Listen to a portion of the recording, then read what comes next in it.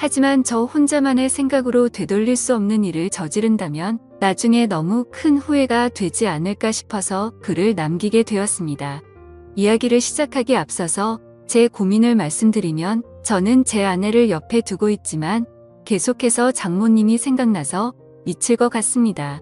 제 이야기를 읽어봐 주시고 어떻게 하는 게 현명할지 좋은 말씀 부탁드립니다. 저는 원래 가진 것 없는 흙수저 출신입니다. 그래서 돈에 관심이 굉장히 많았고 사업에 큰 뜻이 있었죠. 어릴 때는 공부도 썩 잘하지 못했고 할 줄 아는 거라고는 운동밖에 없었습니다. 그렇게 자라오다 보니 저는 자연스럽게 헬스 트레이너라는 직업이 생겼죠. 결국 저는 남들보다 열심히 살았습니다. 몇 년 동안을 열심히 돈을 모았고 결국에는 동네에 작은 헬스장을 차리게 되었죠. 참 작지만 나름대로는 의미가 깊은 곳이었습니다. 앞으로의 삶에 큰 기대도 주었고 지금의 아내도 그곳에서 만났으니깐요. 아무쪼록 처음에는 영업이 잘 된 덕분에 승승장구할 것만 같았습니다. 그래서 큰 걱정 없이 지금의 제 아내와 결혼까지 하게 되었죠.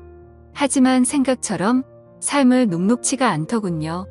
헬스장을 운영하다 보니 경영 악화로 인해서 회원들은 줄어들었고 결국에는 모아둔 돈은 바닥이 나서 빈털터리 신세로 결국 폐업을 하게 되었습니다.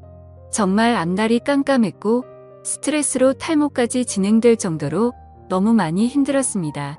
그렇게 힘든 시기에 저희 부부에게 손을 내밀어준 분이 있었는데 그게 바로 장모님이었습니다. 그때는 일단 당장 저희가 살던 집을 정리해서 빚을 다 갚았고 당장 마땅히 갈 곳이 없어서 숙박업소에 전전긍긍하던 시절입니다. 그런 저희 소식을 듣게 된 장모님이 연락이 오시더군요. 장모님 댁에서 함께 살면서 다시 시작하는 건 어떻겠냐고 말씀을 해주셨습니다. 저는 그 말씀에 너무 감사한 마음이 컸지만 오히려 제 아내는 장모님 댁에 들어가는 것을 반대하더군요. 사실은 아내가 반대할 만한 이유가 있었습니다. 다들 아내가 친정으로 들어간다고 하면 좋아할 거라고 생각하시겠지만 아내는 그렇지 않은 게 장모님과 별로 사이가 좋지 않았기 때문이죠.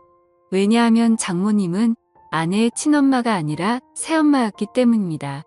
장모님은 아내가 20살이 되었을 때 재혼을 하셨는데 아버지는 재혼한 지 2년도 채 안 되어서 돌아가셨다고 했습니다. 그래서 장인어른이 살아계실 때는 가족처럼 지내기 위해 노력했었다고 하는데 장인어른이 돌아가시고 난 뒤로는 아내가 곧바로 독립을 했다고 하더라고요. 그렇다고 기분 나쁘게 집을 나온 건 아니었고 취직을 하면서 회사 근처로 옮긴다며 자연스럽게 나와서 지냈다고 했습니다. 아무쪼록 그렇게 집 밖으로 나와서 지내게 되니 함께 지내면서 친해질 시간은 딱히 없게 되었던 거죠. 그래서 아내와 장모님은 여전히 서먹서먹한 사이였습니다. 그렇다고 서로 싫어하는 건 아니었습니다. 아내도 처음 재혼을 할 때 별로 싫어했던 건 아니었다네요. 물론 새엄마가 자신과 나이 차이가 15살밖에 차이가 나지 않는 건 몰랐다네요. 그래서 언니 같은 느낌이 강했고 엄마로 느껴지기에는 조금 어려웠던 거죠. 게다가 아버지를 믿고 결혼을 했는데 금방 세상을 떠나셔서 오히려 미안했다고 했습니다. 그냥 말 그대로 서로가 싫어하는 게 아니라 별로 친하지가 않았을 뿐이었죠. 하지만 장모님은 제 아내를 많이 위해주는 착한 심성이셨던 것 같습니다. 안타깝게 결혼 생활을 짧게 하고 남편을 떠나보냈지만 유산 덕분에 그래도 일도 하지 않고 잘 먹고 잘 사는데 아내가 길바닥에 나앉았다고 하니 차마 지켜만 볼 수 없으셨던 거죠. 여하튼 저는 아내가 불편할 걸 알았지만 어쩔 도리가 없었습니다. 아무리 생각해도 현실적으로 가장 합리적인 선택은 처가살이었죠. 제 본가는 시골에 있어서 간다고 하더라도 주변에 농가 밭밖에 없어서 제대로 된 직장을 구할 수도 없는 노릇이었고 다시 재계하기에는 결코 갈 수가 없다고 생각했습니다. 장모님이 계신 집이 평수도 넓은데 혼자 계시기에는 남는 방도 많았으니 저와 아내가 조금만 불편함을 감수한다면 아주 이상적인 선택이라고 생각을 했습니다. 그래서 저는 며칠 동안 끈질기게 아내를 설득하고 또 설득을 했습니다. 평생 같이 지내는 것도 아니고 집을 얻을 수 있는 돈을 모을 때까지만 장모님 댁에서 지내자고 했죠. 결국 아내도 현실과 타협을 하게 됐고 저희는 그렇게 장모님 댁으로 들어가게 되었습니다. 솔직히 저라고 마음이 편했을까요? 저도 염치가 있었기에 정말 너무나도 마음이 불편하긴 했었습니다. 하지만 어쩔 수 없이 장모님 댁에 들어가서 살게 되었죠. 그렇게 한 달이라는 시간이 지났습니다. 아내는 원래 다니던 회사에 계속해서 다녔고 저는 장모님 댁에서 멀지 않은 곳에 헬스 트레이너로 취직을 하게 되었죠. 저는 직업의 특성상 사람이 많은 주말에는 쉬는 날이 없었고 평일 중에 하루만 쉬는 날이 있었습니다. 그리고 아내와는 출근 시간 자체도 달랐었죠. 저는 저녁에 출근을 했고 아내는 아침 일찍 출근을 했으니까요. 어느 날 평일에 제가 쉬는 날이었습니다. 저는 오랜만에 쉬는 날이어서 마음 편하게 산책이나 할 겸 동네 공원에 가서 가볍게 조깅을 하고 집으로 들어왔습니다. 그런데 문을 들어서는 순간 깜짝 놀랐습니다. 거실의 의자는 나뒹굴고 있었고 장모님은 쓰러져서 앓는 소리를 내고 계시더라고요. 저는 놀라서 얼른 장모님께 달려 들어갔습니다. 몸 상태를 봤더니 다행히 어디가 부러지거나 한 건 아니었고 근육이 놀라서 경직이 되어 있었습니다. 무슨 일이냐고 여쭤봤더니 거실의 전등을 교체하기 위해서 의자 위에 올라가셨다가 의자가 넘어지는 바람에 바닥에 떨어졌다고 하시더라고요. 저는 제가 하면 되는데 왜 그렇게 하셨냐고 역정을 냈고 어디 다른 곳 크게 아픈 곳은 없냐고 물었습니다. 장모님이 크게 다친 곳은 없는 것 같은데 허리가 조금 삐끗한 것 같다고 말씀을 하시더라고요. 그래서 저는 마사지 자격증도 가지고 있었기에 장모님에게 마사지를 해드리겠다고 말씀을 드렸습니다. 처음에는 민망하셨는지 제 호의를 계속해서 거절하시더라고요. 하지만 장모님 댁에 오고 나서 해드린 것도 없어 죄송했던 터라 저는 고집을 부렸습니다. 오늘도 제가 전등 갈았으면 이럴 일 없었는데 장모님께서 계속 거절하시면 제가 너무 죄송해서 지내기 더 불편하다고 말씀을 드렸죠. 그렇게까지 말씀을 드리니 장모님께서도 정마음이 그러면 알겠다면서 마사지를 받겠다고 하시더라고요. 그래서 저는 장모님을 부축하고서 장모님 방으로 들어갔습니다. 사실 장모님 댁에 들어온 지도 한 달이나 지났지만 장모님의 방에 들어가 본 건 그날이 처음이었습니다.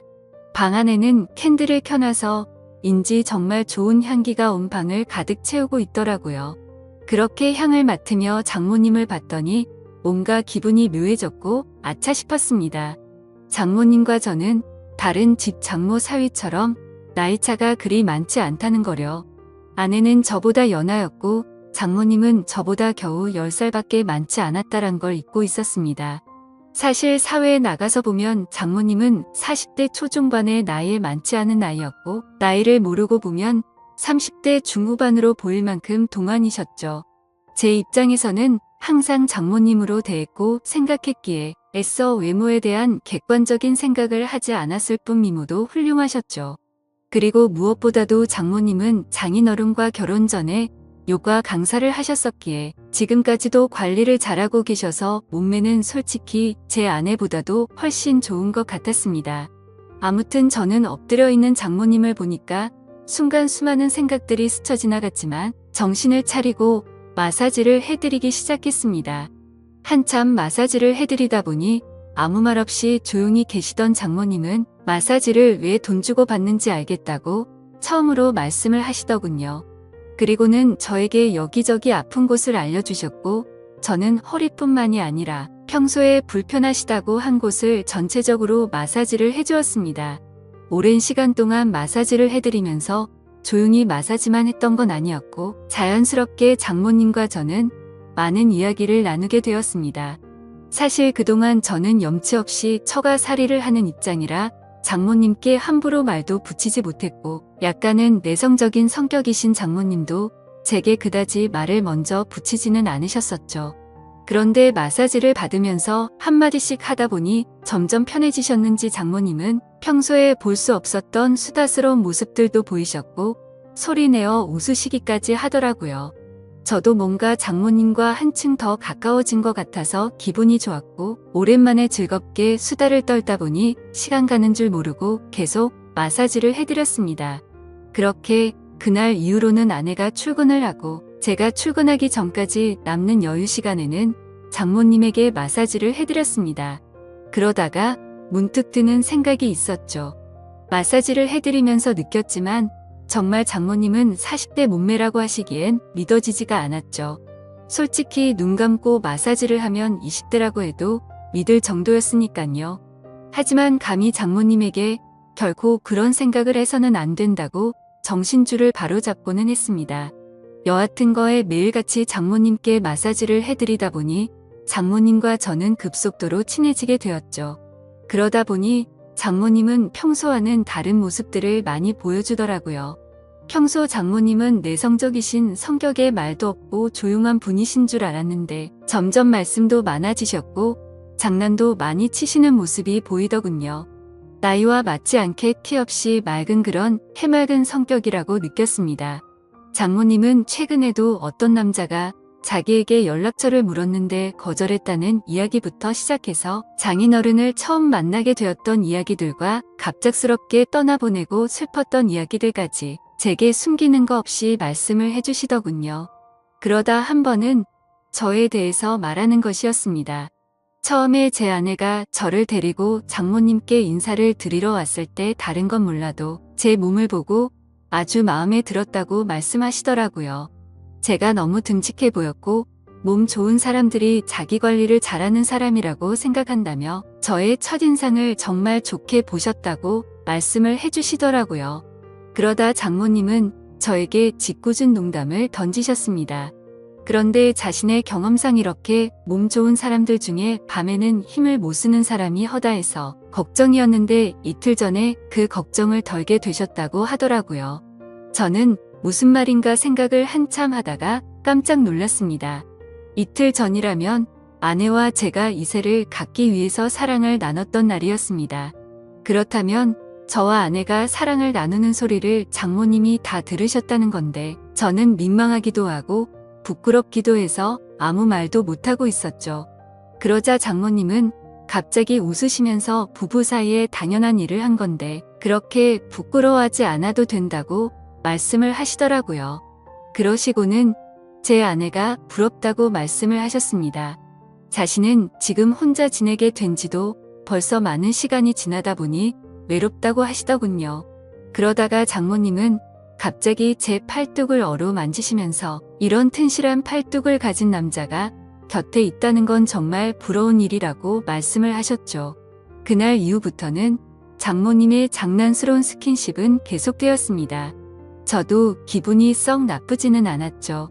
솔직히 말해서 좋다고 생각도 했었습니다. 하지만 이러다가는 큰일이 벌어지겠다고 생각을 했고 장모님에게는 저의 근무 시간이 바뀌었다고 거짓말을 했습니다. 그날부터는 저는 아내와 함께 출근을 하게 되었고 아내가 퇴근하는 시간을 맞춰서 같이 집으로 들어갔었죠.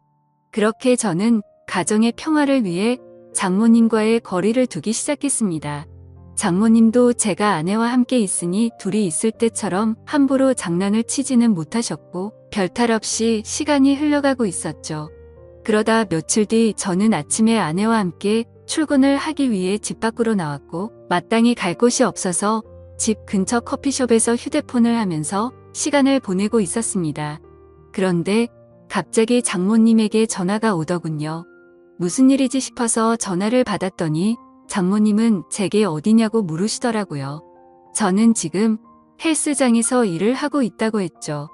그러자 장모님은 요즘 헬스장에서는 무슨 커피도 파냐고 묻더라고요. 저는 그 말에 무슨 말을 하시는 거지 싶어서 고개를 들었더니 커피숍 입구 쪽에서 저를 노려보고 있는 장모님을 발견하고 말았습니다.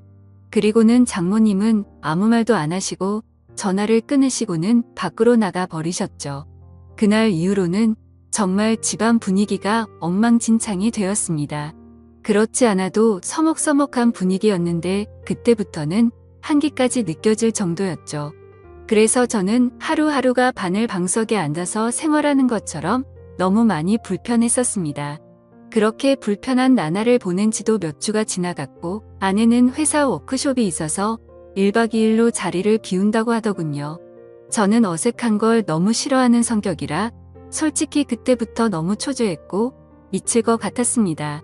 차라리 친구들을 만나서 밤새도록 술이나 먹고 들어올까부터 시작해서 여행이라도 다녀온다고 할까 등 수많은 여러 가지 생각을 했지만 아내가 자리를 비울 때 기회다 싶어서 같이 자리를 비우면 일을 더 악화시킬 것 같아서 차마 그런 방법을 선택할 수는 없겠더라고요. 그래서 저는 장모님과 이런 불편한 관계로 계속해서 지낼 수는 없는 노릇이었기에 결국 정면 돌파를 하기로 마음을 먹게 되었습니다. 저는 아내가 워크숍을 간 날 삼겹살과 소주 등 장모님께서 좋아할 만한 것들을 잔뜩 사들고서 집으로 들어갔습니다. 장모님의 방문을 노크하면서 장모님께 그동안 죄송했다며 함께 먹자고 말씀을 드렸죠. 하지만 제게 많이 화가 나신 장모님은 대꾸도 하지 않으시더라고요. 그래서 저는 간곡히 계속해서 부탁을 드렸고 결국에는 장모님은 제 성화에 모시겨 식탁에 앉으셨습니다. 저는 열심히 고기를 구워서 쌈도 싸드렸고 장모님의 잔이 비지 않도록 소주도 계속 채우면서 허심탄회하게 이야기를 시작했습니다. 장모님께서는 장난이라고 제 몸을 계속 만지시는데 솔직히 저한테는 정말 부담스러운 일이었다고 했죠. 그러자 장모님은 그게 그렇게 싫어서 거짓말까지 하고 그랬냐고 그냥 싫으면 싫다고 하지 그랬으면 굳이 안 했을 텐데 왜 이상한 사람을 만드냐고 화를 내셨습니다. 저는 또 화가 나신 장모님을 보면서 당황한 나머지 사실 싫어서 그랬던 건 아니었다고 했죠. 그런데 그 말을 하자마자 아차 싶었습니다. 장모님은 곧바로 싫은 게 아니면 뭐냐고 물으셨습니다. 이런 말씀 드리기 그렇지만 사실 장모님께서 저를 만지실 때마다 좀 느낌이 이상했다고 했죠. 장모님은 그때부터 뭔가 표정이 달라지시더니 무슨 느낌이 이상하냐고 했습니다. 그래서 저도 술도 취했겠다. 그동안 억울했던 마음도 있었던 터라 생각 없이 말을 내뱉기 시작했습니다. 장모님처럼 젊으시고 예쁘신 분이 저를 만지시니까 당연히 이상한 생각이 들고 그랬다고 저도 남자인데 아무렇지 않은 게 이상하지 않겠냐고 필터를 거치지 않고 마구 말을 했죠. 그 말을 하는 순간 분위기는 순식간에 얼어붙어 버렸고 그 대화를 마지막으로 장모님과 저는 그냥 연신 술만 마시기 시작했습니다. 그래서 저는 분위기를 만회하고자 장모님에게 시덥지 않은 농담을 던지기 시작했지만 분위기는 쉽사리 나아지지 않더라고요. 그렇게 술만 연신 들이붓다 보니 저도 모르게 정신이 왔다 갔다 할 만큼 술이 올라오기 시작했습니다. 근데 갑자기 장모님은 실수로 옷에 음료수를 쏟게 되셨고 옷을 갈아입고 오신다고 하더니 방으로 들어가셨습니다. 그래서 저는 혼자서 술을 계속 마시고 있었죠. 그렇게 몇 분이 지나서는 장모님 방의 문이 열려서 고개를 들었는데 저는 깜짝 놀라서 들고 있던 술잔을 놓쳐버릴 뻔했습니다.